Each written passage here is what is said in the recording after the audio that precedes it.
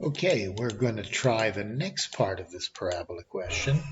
Determine the values of a, b, and c. That's ax squared plus bx plus c.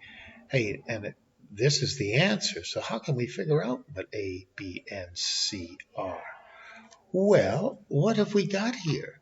We've got e is 5 and 0, and we've got f is minus 1 and 0. We've got the x-intercept, so we could use the intercept form and this point right here, and we just get it. So we put, instead of putting in minus 1, we go x minus minus 1, x minus 5 times a that we don't know equals y. There's our first step. Now we can pick another point. You can pick c too. Maybe it's a little nicer, isn't it? X is 0 and y is minus 5. So we put x is 0. We put y is minus 5. We divide and we get, oh, a is 1. So that's why a must be 1, and that's why it is 1. Well, now we multiply this out, x plus 1 times x minus 5, and we get the answer, x squared minus 4x minus 5. b is minus 4, c is minus 5. Now, in the next question, they say calculate the coordinates of D up here. D, if you know that this is the line. Well, we've been given the equation. We're given the line. We want to find out where they cross each other, where they equal each other. We let them equal each other. And that's how we do it. Okay, now we add 2x to minus 4x. We subtract 3. We factor x squared minus 2x minus 8.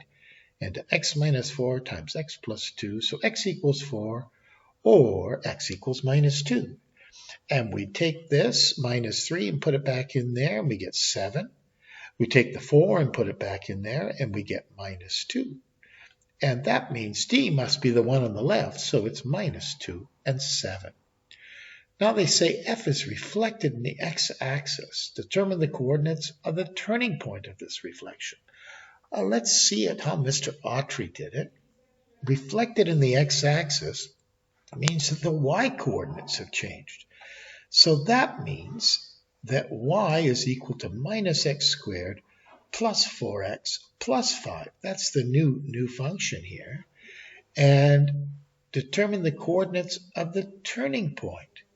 And it looks like that this isn't quite done here.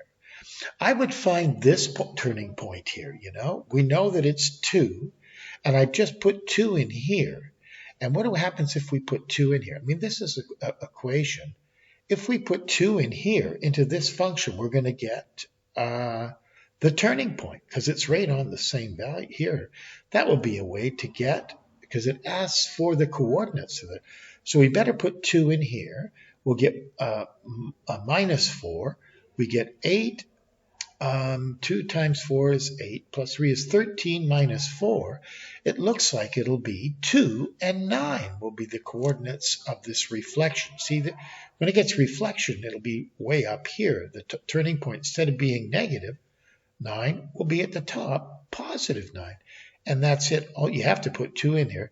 Here's the new function, but you've got to get the coordinates of the turning point. Okay, so there you go. And the last question, for which values is f below g?